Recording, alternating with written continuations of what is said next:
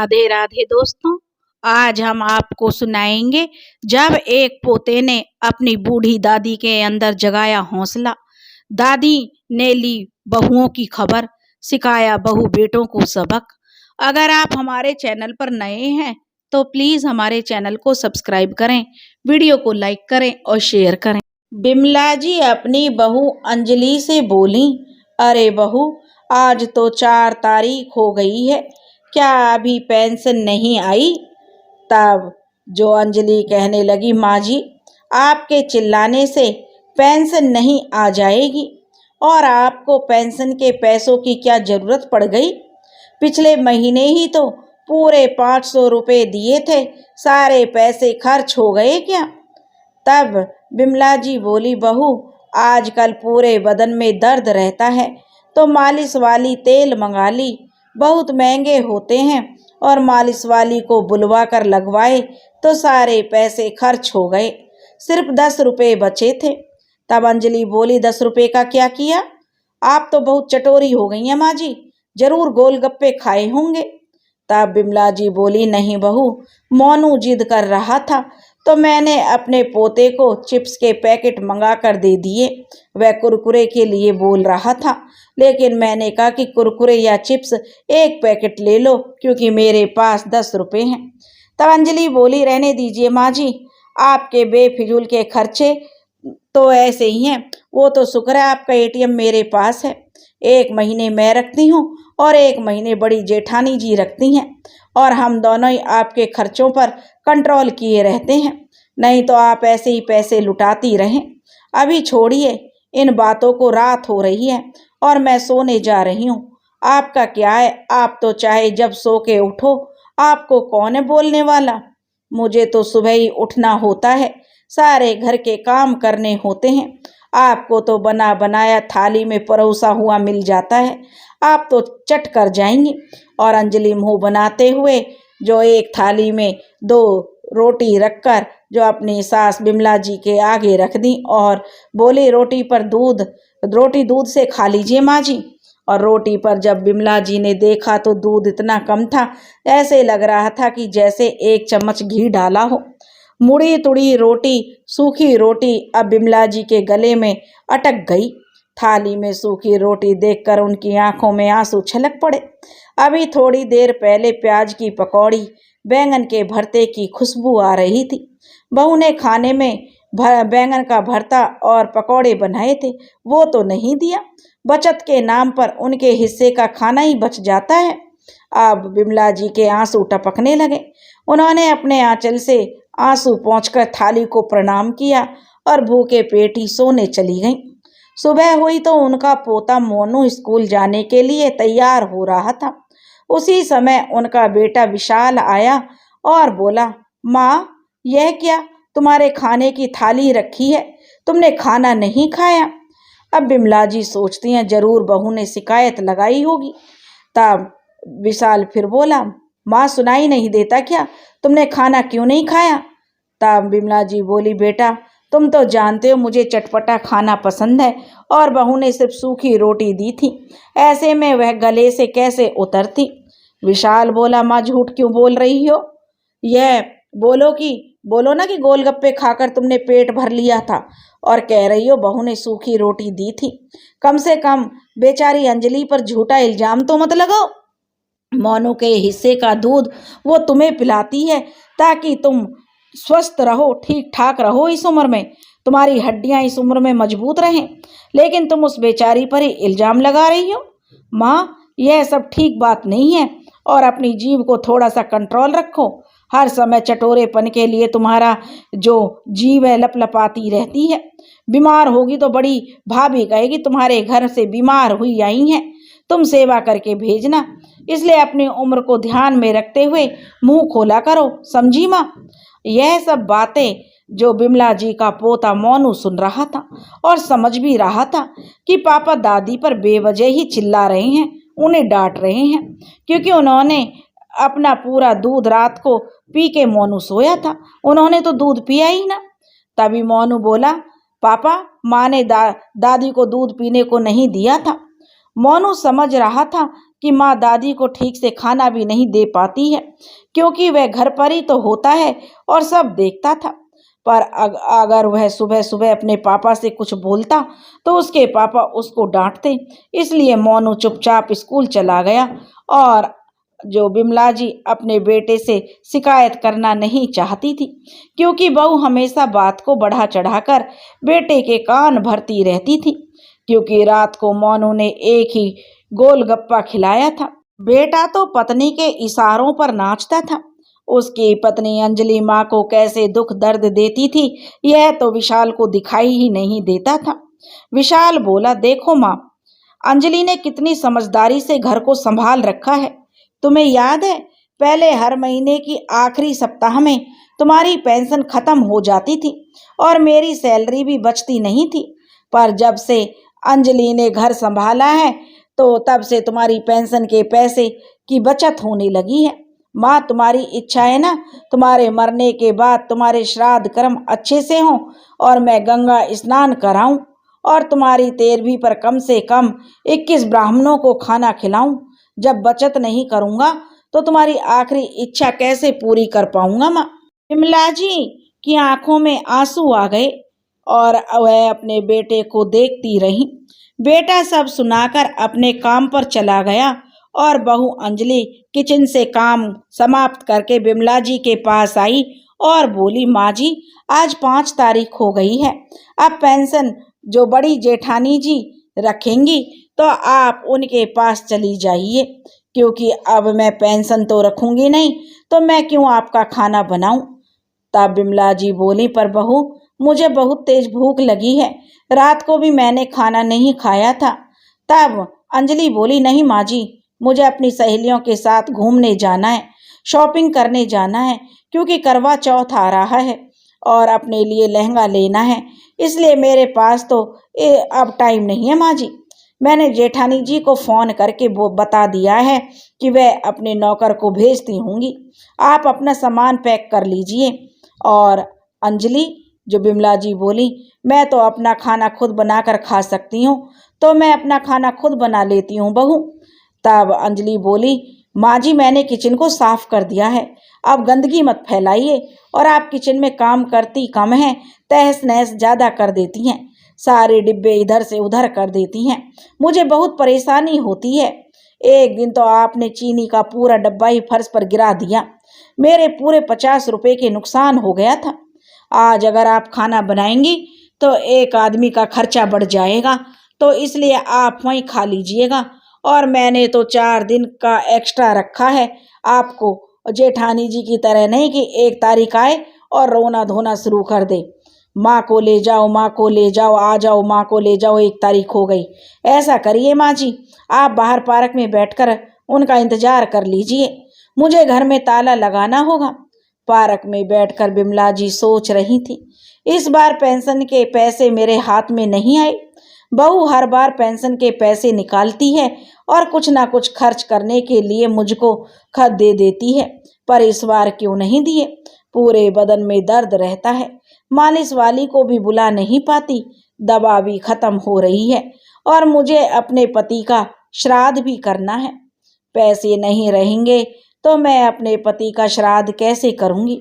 छोटी बहू से बोलूंगी तो बोलेगी कि बड़ी बहू को बोलो, बड़ी बहू से बोलूंगी तो कहेगी छोटी बहू से क्यों नहीं मांगे। और छोटी बहू तो वैसे भी 4 दिन जायदा रखकर 400 बार जता चुकी है। अब बिमला जी को अपने ही घर में परायों जैसा जो महसूस हो रहा था। पार्क में बैठी बैठी बिमला जी अपने पति सोनलाल जी की याद करने लगी उन्हें, और उन्होंने जो मरने से पहले बिमला जी से कहा था, जब उनकी आखिरी सांसें चल रही थी, तो सोनलाल जी ने बिमला जी से कहा था कि बिमला, मैंने दोनों के लिए पेंशन प्लान करके रखा है, भगवान जाने हम में से कौन पहले जाएगा, पर अगर मैं गया तो यह एटीएम तुम्हारे काम आएगा, इसे संभाल कर रखना। तुम्हारे सुख दुख में तुम्हारे बच्चे काम नहीं आएंगे, यह पैसा ही काम आएगा। जब भी जरूरत पड़ेगी अपने मन की साग सब्जी मंगा कर खा लेना। तुम्हें गोलगप्पे बहुत पसंद है ना बिमला, तो जब मन करे तो मंगा कर खा लिया करना। और उसने जो मंदिर में थोड़ा बहुत बचे तो उसे दान भी कर देना, और किसी पर्व त्योहार पर अपने पोते पोतियों के हाथ में भेंट स्वरूप कुछ रख देना। और हाँ, पेंशन के पैसे बहुत ज्यादा तो नहीं होंगे, पर इतना जरूर होंगे बिमला कि तुम्हें बेटों के सामने हाथ फैलाने की जरूरत नहीं पड़ेगी। मेरे जाने के बाद उम्र का हवाला देकर निराश मत होना, अपनी आंखें खुली रखना, नहीं तो आजकल के बेटे बहू का कोई भरोसा नहीं है। कब तुम्हारा पैसा तुमसे ही छीनकर तुमको कंगाल बना देंगे, तुम्हें पता भी नहीं चलेगा। कितना सही कहा था सोनलाल जी ने, उन्होंने जाते जाते कितना समझाया था बिमला जी को, फिर भी बेटे बहू ने अपने मन की ही की। पति सोनलाल जी के जाने के बाद बिमला जी बहुत दिन तक उदास रहीं। फिर उनकी कही गई सारी बातों को धीरे धीरे अपनी जिंदगी में उन्होंने अमल करना शुरू कर दिया। अपने एटीएम वह खुद अपने पास रखती थी। एक दिन जीवन प्रमाण पत्र बैंक में जमा करना भूल गई तो उनका पेंशन समय पर नहीं आया, रुक गया। उसकी वजह से दोनों बेटों को घर के खर्चे संभालने पड़ रहे थे। बड़ा बेटा बोलता मैं क्या करूं, खर्च माँ पर, और छोटा बेटा बोलता मेरे भी हाथ तंग हैं। दोनों भाइयों में लड़ाई झगड़ा होने लगा। पति के जाने का गम ऊपर से, परिवार में रोज के झगड़े से, मनमुटाव से बिमला जी की तबीयत खराब होने लगी थी। दोनों बेटों के को जो खर्च करना पड़ रहा था तो उनकी हालत खराब भी हो रही थी। हर छोटी छोटी बात पर घर में कलह होने लगी। एक गिलास दूध का भी हिसाब होने लगा था। माँ ने एक गिलास दूध आज ज्यादा पिया है तो इतना खर्च हो गया। बहुएं ताना मारने लगी कि बच्चे दूध नहीं पी पाते जितना दूध आप पीती हैं माँ जी। एक दिन उनका छोटा बेटा विशाल बोला, आप फिजूल खर्च करती हैं माँ, इसलिए आपके अकाउंट में कुछ पैसे नहीं बचते। आप पेंशन के पैसे कहाँ खर्च करती हैं? आपकी दवाई का खर्च करूं मैं और मोनू के ट्यूशन का खर्च करूं? और मोनू यह बात सुन रहा था। वह अपने पापा से बोला, पापा पहले दादी को दवा दिलाओ, मुझे ट्यूशन नहीं पढ़ना है, मैं बड़ा हो गया हूँ, मैं अपने से पढ़ाई कर लूँगा। तभी बहू अंजलि तुरंत मोनू को डांटने लगी। बड़ा आया दादी की तरफदारी करने वाला, अरे ठीक से पढ़ेगा नहीं तो उसी क्लास में बार बार फेल होगा और पैसे भी बर्बाद होंगे अलग से। दोनों बाप बेटों की बात सुनकर बिमला जी का दिल भर आया। एक छोटी सी नौकरी में ही सोनलाल जी ने अपने दोनों बेटों को पढ़ाया, औकात से ज्यादा हर सुख सुविधा दी, जो मांगा उससे पहले ला कर दिया। फिर भी आज एक माँ जिनके पति के पेंशन के पैसे भी आते हैं, फिर भी उनका खर्चा दोनों भाइयों के लिए भारी पड़ रहा था। बिमला जी मन ही मन सोचती हैं, जो पेंशन के पैसे खर्च करके अपनी पसंद की सब्जी लाती हूँ तो पूरे परिवार वालों की सब्जी का खर्च कम होता है। पोते पोतियों को कुछ प्यार से, मोनू को कुछ दिला देती हूँ तो दादी होने का सुख मिलता है। कभी कभी फुटपाथ पर खड़ी गोलगप्पे का स्वाद चख लेती हूँ तो ये फिजूल खर्चे कैसे हो गए। अपनी दवाई, कपड़े और बिस्किट, जरूरत का सामान मंगाती हूँ तो इन्हीं पर बोझ कम पड़ता है, तो फिजूल खर्च कैसे हो गए।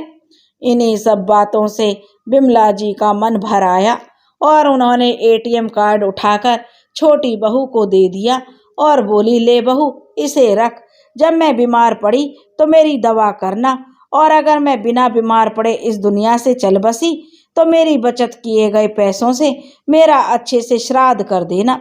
जब यह खबर बड़ी बहू तक पहुंची तो वह तो गर्म तवे की तरह जल उठी।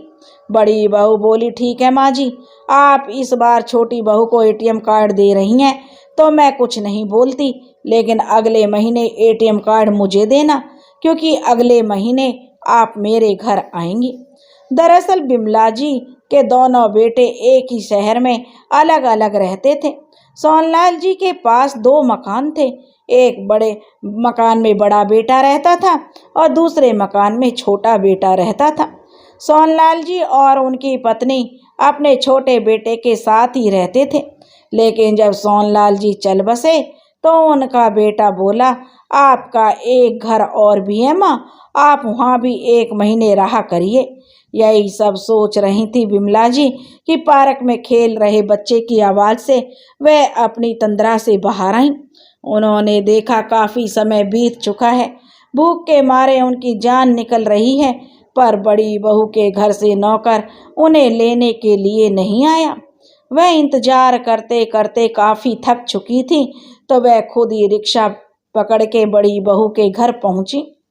क्योंकि पेंशन अब बड़ी बहू रख रही थी, तो छोटी बहू बोली, अब उनके घर ही जाकर रहना माँ जी।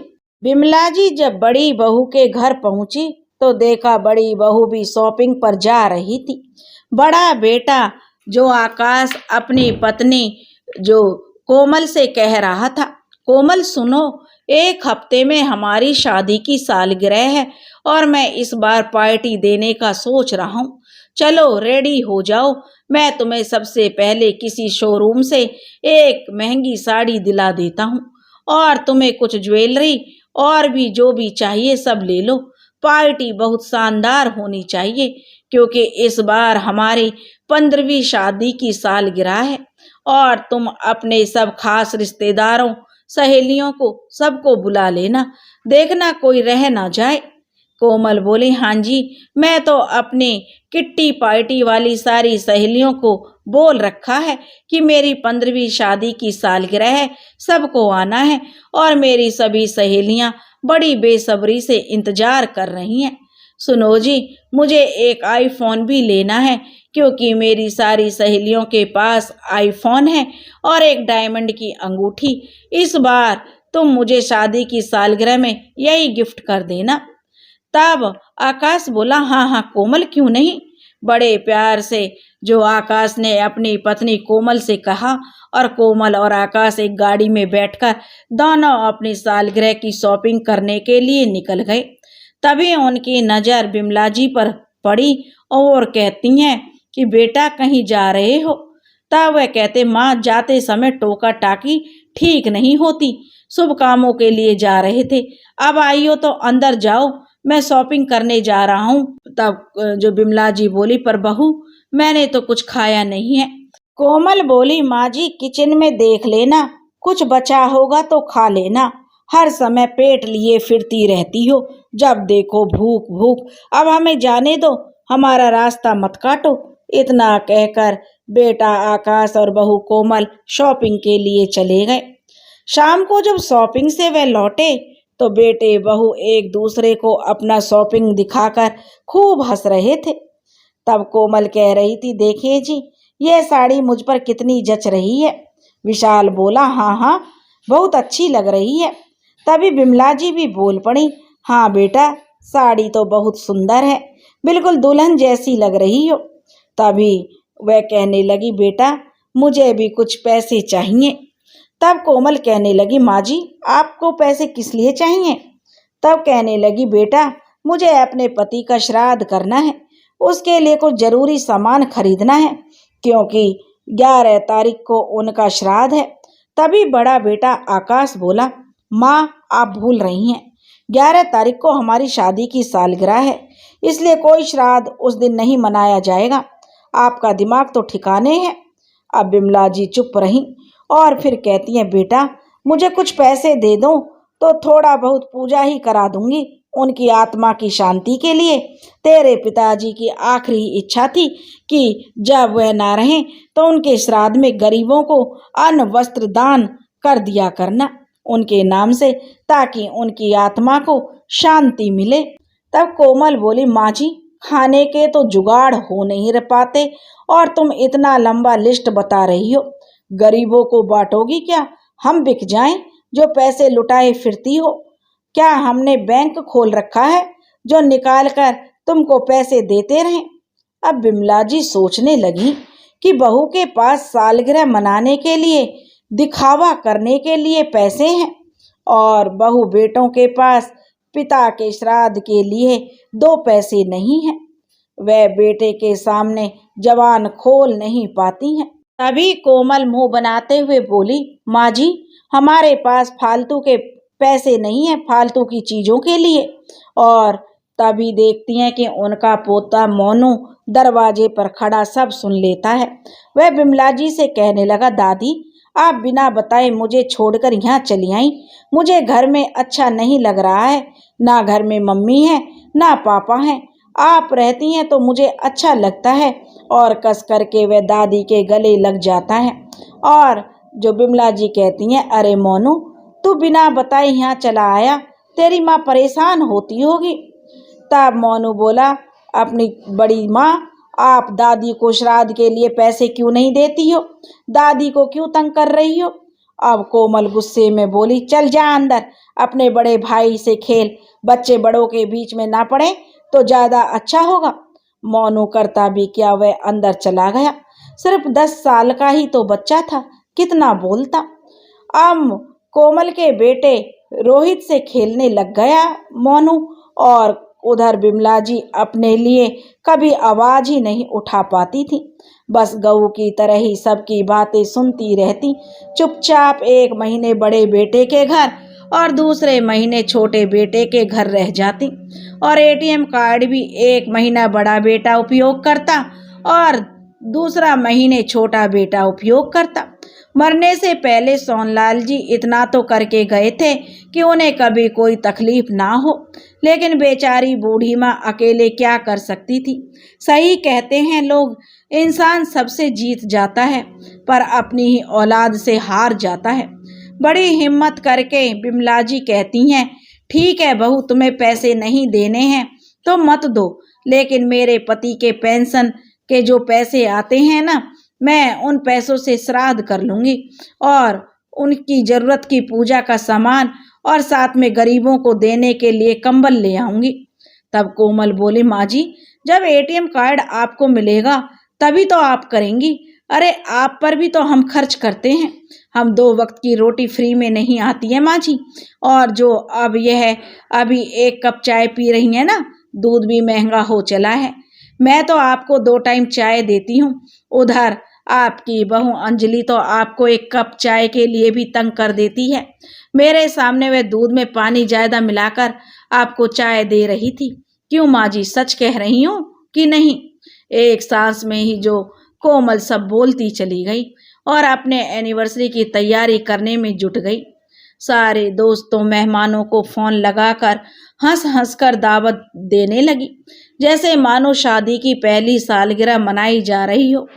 ससुर के श्राद्ध के लिए पहला ही श्राद्ध था, उनके पास टाइम नहीं था और न ही पैसे। और जो पैसे ससुर छोड़कर भी गए, पेंशन के पैसों पर भी दोनों बेटे बहू ने अपना कब्जा कर लिया। 1 हफ्ते बाद ही शादी की सालगिरह भी आ गई। अंजलि भी अपने बेटे मोनू को और अपने पति विशाल के साथ पहुंच गई और कहने लगी, बधाई हो जेठानी जी, आपको सालगिरह की बहुत बहुत बधाई हो। और उनके हाथ में एक बड़ा सा बुके पकड़ा देती है।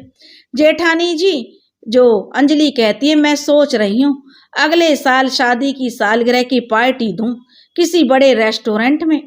तब कोमल बोली, हाँ हाँ अंजलि कर लेना, पहले आज मेरी पार्टी तो एंजॉय कर। अपने हाथ को घुमाते हुए बार बार कोमल बोलती है। और उसने जो अपने हाथ में हीरे की अंगूठी जो पहन रही थी उसे जो दिखाना था। तभी अंजलि कहती है, अरे वाह जेठानी जी, आपने हीरे की अंगूठी पहनी है। तब कोमल बोली, हाँ अंजलि, यह तो इतने बड़े प्यार से शादी का सालगिरह का गिफ्ट दिया है इन्होंने मुझे, बहुत सुंदर है जेठानी जी, अंजलि कहने लगी। फिर उसके बाद अपने स्मार्टफोन को भी जो वो शो ऑफ करती है, क्योंकि दोनों देवरानी जेठानी अपने पैसे की डींगे हाँकना शुरू कर देती हैं।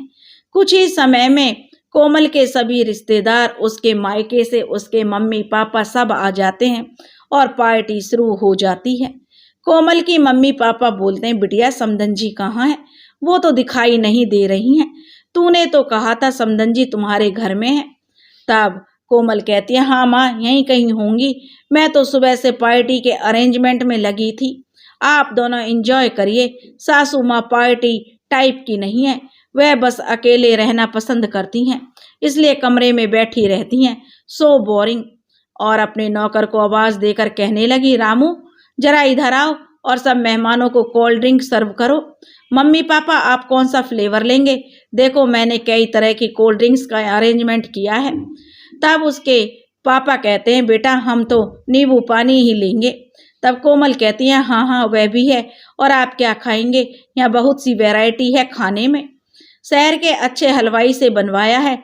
तब उसके माता पिता कहते हैं ठीक है बिटिया हम खा लेंगे, तो हमारी चिंता मत कर, बाकी के मेहमानों को देख।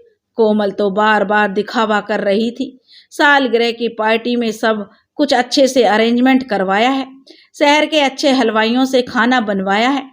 ड्रिंक्स पीते पीते कोमल की सहेलियां उसे डांस फ्लोर पर बुलाती हैं और कहती हैं क्यों ना कपल डांस किया जाए। तो कोमल कहती है हाँ हाँ क्यों नहीं, यहाँ तो म्यूजिक सिस्टम भी की अच्छी व्यवस्था है। कोमल ताली बजाकर कहती है सुनो रामू म्यूजिक सिस्टम ऑन कर दो। जैसे ही म्यूजिक सिस्टम ऑन करने रामू जाता है तभी पंडित जी के मंत्र का उच्चारण जोर जोर से आवाज उनकी आने लगती है। वह तेज तेज मंत्र उच्चारण करके हवन करते हैं और पूरी पार्टी हॉल जो था पार्टी वाला धुएं से भर जाता है। कोमल यह सब देखकर परेशान हो जाती है। कोमल की सहेलियां कहती हैं वाह कोमल धुएं की भी व्यवस्था की है, कहीं आग लग गई है क्या? और सब सहेलियां कोमल का मजाक उड़ाने लगती हैं। कोमल हॉल के बगल वाले कमरे में जाती है तो देखती है सासू माँ अपने पति का श्राद्ध कर रही हैं और पंडित जी मंत्र जाप कर रहे हैं। वहां पर मोनू बैठा हुआ है, वह पार्टी में नहीं गया। उनका बड़ा बेटा रोहित भी उसी के साथ है। अंजलि यह देखती है तो उसका भी खून खोल जाता है। कोमल कहती है माँ जी आपकी इतनी हिम्मत, मैंने मना किया था ना श्राद्ध नहीं होगा, आपने सब मेहमानों के सामने मेरी नाक कटवा दी।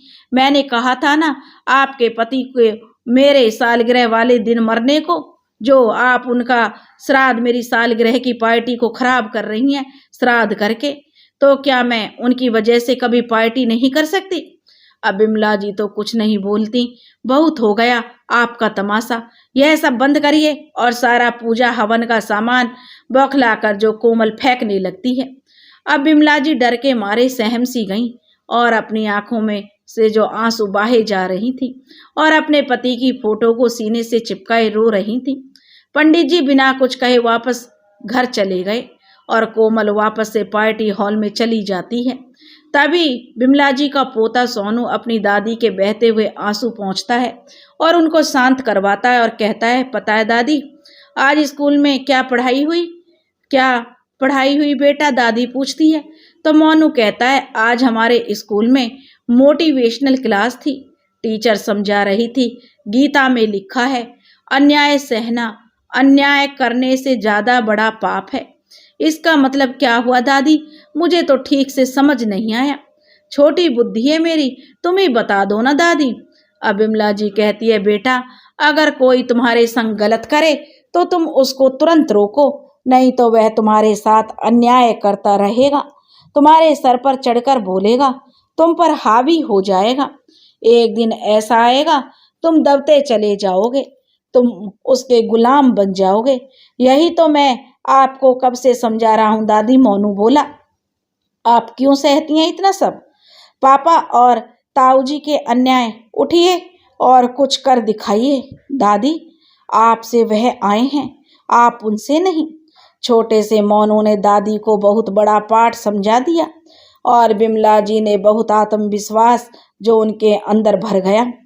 उन्होंने जो अपनी छड़ी को उठाते हुए वह हॉल की तरफ तेज कदमों से गईं और अपनी बहू को कोमल को सबके सामने पीटने लगी कि तेरी हिम्मत कैसे हुई आज घर में पार्टी रखने की, जब मैंने बोला था मेरे पति का श्राद्ध है, मुझे श्राद्ध करना है। तब कोमल बोली माँ जी आप मुझ पर हाथ उठा रही हैं, अपनी बड़ी बहू पर? अरे कैसी बहू? बिमला जी बोली तुम दोनों ने अपनी असली औकात दिखा दी और मेरी इज्जत को नीलाम कर दिया, तो मैं भी अब अपने पर आ गई हूँ। अगर तुम दोनों मेरी पेंशन के एटीएम कार्ड वापस नहीं किया तो फिर देखो तुम्हारी खैर नहीं। यह जो महंगे महंगे अंगूठी और आईफोन का दिखावा कर रही हो, यह सब मेरे पेंशन के पैसे से ही तुमने बनाए हैं और मैं अपने पति के श्राद्ध के लिए एक कंबल नहीं बांट सकती। जिस घर में तुम दोनों बड़ी आलीशान से रह रही हो, कब छीन कर गरीबों को दान कर दूंगी, तुमको सड़क पर ला दूंगी, पता भी नहीं चलेगा। अब तो कोमल और अंजलि और दोनों बेटे आकाश और विकास अपनी माँ का रौद्र रूप, भयानक रूप देखकर जो सहम से गए और कहने लगे, माँ, आपको किसने पाठ पढ़ाया कि आप आज हमारे खिलाफ जाकर ऐसा कदम उठा रही हैं? बिमला जी बोली, बेटा, वह तो शुक्र है मोनू का, जिसने मेरी आंखें खोल दी। जरा सोच, इस छोटे से बच्चे को इतनी बुद्धि है इसमें, और तुम इतने बड़े होकर भी किस गलत रास्ते पर जा रहे हो। मुझे तो वह तुम्हारी औलाद नहीं लगती। तभी मोनू वहां आ गया और कहता है, माँ, पिताजी, बड़ी मम्मी, बड़े पापा, आप लोग दादी के संग इतना बुरा व्यवहार क्यों करते हैं? दादी जी ने आपके लिए पेंशन के पैसे सुरक्षित रखे, आपको घर भी दिया। उनके बुढ़ापे में तकलीफ ना हो तो आप किस हक से उनके पैसे खाते हैं? बड़ी मम्मी, आप दादा के श्राद्ध वाले दिन अपनी सालगिरह मना रही हैं। अगर आपका बेटा रोहित आपके साथ यही हरकत करे तो आपको कैसे लगेगा? तभी रोहित भी वहां आ गया और कहता है, हाँ मम्मी, जब आप मर जाएंगे और आपकी 13वीं होगी तो मैं अपने घर में जरूर पार्टी रखूंगा। क्यों माँ, क्या सोच रही हो? आपके पसीने छूट रहे हैं ना? सारे मेहमान खड़े खड़े यह सारा तमाशा देख रहे थे। तभी कोमल की मम्मी सामने आई और उन्होंने एक जोरदार थप्पड़ कोमल के गाल पर रसीद कर दिया। तब कोमल कहने लगी, मम्मी आप भी? तब कोमल की मम्मी कहने लगी, मुझे तो तुझे अपनी बेटी कहते हुए भी शर्म आती है। तुझे शर्म नहीं आई? इस घर की मालकिन बनाया तेरे ससुर ने तुझे, और तू उन्हीं का श्राद्ध करने से पीछे हट रही है। क्या हमें अपने दिए हुए संस्कार हमने तुझे यही दिए थे? क्या हमें अपने गए हुए पितरों का आशीर्वाद लेने से दूर रहना चाहिए? अरे, जो कुछ भी आज तेरे पास है सब उनका ही तो दिया हुआ है। उन्हीं के आशीर्वाद से तो तू आगे बढ़ रही है और उन्हीं को भूल गई। समधन जी, कोमल की मम्मी कहने लगी, मैं अपनी बेटी की तरफ से आपसे हाथ जोड़कर माफ़ी मांगती हूँ और अपनी बेटी से सारे रिश्ते तोड़ती हूँ। अब कोमल उनके पैरों पर गिर गई और बोली, नहीं माँ, मुझसे रिश्ता मत तोड़ना, मैं अब ऐसा नहीं करूँगी। अपनी सास का ध्यान रखूँगी, उनकी सेवा करूँगी। तभी बिमला जी ने अपनी बहू की मोबाइल को छीना और पंडित जी को फ़ोन लगाकर कहा, पंडित जी वापस आइए, मेरे पति का आज श्राद्ध होगा, यहाँ पर कोई सालगिरह नहीं मनाई जाएगी। पंडित जी आते हैं और इस बार तो 11 पंडित आते हैं। सब मिलकर सोनलाल जी का श्राद्ध करते हैं और बेटा बहू सब शर्म से नजरें झुका लेते हैं। वहाँ उपस्थित सारे मेहमान बिमला जी के इस कदम की भूरी भूरी प्रशंसा कर रहे थे। बिमला जी अपने पोते मोनू के सर पर हाथ फेरती है और कहती है, बेटा, तू 10 साल का है पर तूने तो आज मेरी आंखें खोल दी। अभी तक तो मैं चुप थी पर अब मैं चुप नहीं रहूंगी। बहू, जाओ पंडित जी के लिए खाना बनाओ। दोनों बहू किचन में जाती हैं और पंडित जी के लिए खाना बनाती हैं, क्योंकि अब वे दोनों बहू समझ चुकी थी उनकी सास अब भीगी बिल्ली नहीं बल्कि एक शेरनी बन गई है, जो दहाड़ना भी जानती है और मुश्किल समय में खूंखार बनना भी उन्हें आ गया है। दोस्तों, अन्याय एक हद तक सहा जाए तो ठीक लगता है, लेकिन जब यह अन्याय आप पर ज्यादा हावी होने लगे तो आपको एक कदम आगे बढ़ाना ही पड़ेगा। तभी बेटे बहू आपके कदमों में रहेंगे, नहीं तो ऐसे ही बुढ़ापे में आपको नोच नोच कर खाएंगे और आपको अपनी उंगलियों पर नचा देंगे। दोस्तों, अगर आपको कहानी अच्छी लगी हो तो अपनी राय हमें ज़रूर बताएं और कमेंट्स बॉक्स में बताएं कि बिमला जी ने जो किया वो सही किया। अगर आप हमारे चैनल पर नए हैं तो प्लीज़ हमारे चैनल को सब्सक्राइब करें, वीडियो को लाइक करें और शेयर करें। राधे राधे।